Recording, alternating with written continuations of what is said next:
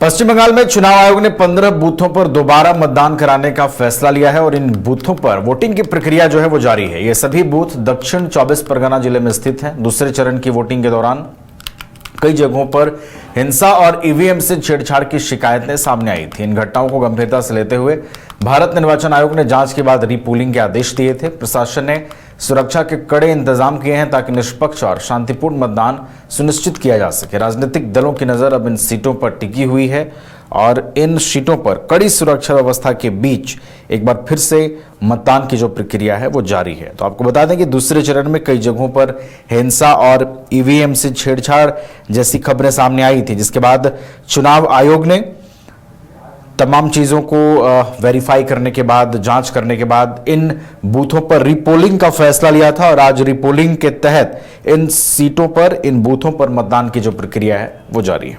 ये हमारे साथ हमारे वरिष्ठ सहयोगी उदय हैं। उदय, दक्षिण 24 परगना जिले के कई ऐसे बूथ हैं जहां आज फिर से रीपोल हो रहा है। आपने भी देखा कि ईवीएम से छेड़छाड़ और हिंसा जैसी खबरें आई थी, उसके बाद आज फिर से वोटिंग हो रही है इन बूथों पर। बिल्कुल, 15 विधानसभा के लिए वोटिंग हो रही है। 15 बूथों पर वोटिंग हो रही है। और देखिए, अभी तक जो वोटिंग का परसेंटेज है लगभग 9 बजे तक का परसेंटेज आया है, करीब 16%। 15 बूथों पर दक्षिण परगना के 15 बूथों पर, दक्षिण 24 परगना के 15 बूथों पर वोटिंग हो रही है और वोटिंग अभी जारी है। देखिए, और दूसरी तरफ एक तरफ बैलेट बॉक्स से छेड़खानी के आरोप को लेकर टीएमसी धरना भी दे रही है।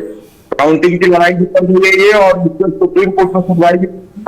और देखिए, टीएमसी की याचिका पर सुप्रीम कोर्ट में सुनवाई भी 15 बूथों पर मतदान चल रहा है। और देखिए, काफी चाक चौबंद सुरक्षा व्यवस्था है और सुरक्षा व्यवस्था के बीच मतदान की प्रक्रिया चल रही है।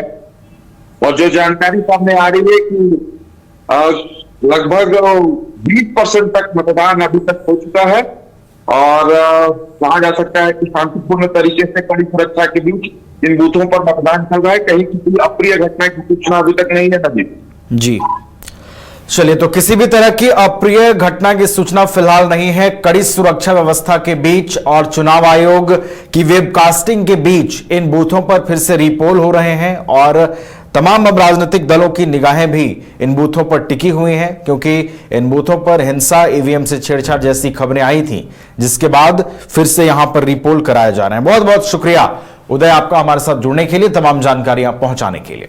घर रहने का मकान भर नहीं, ये खुशियों की तिजोरी है।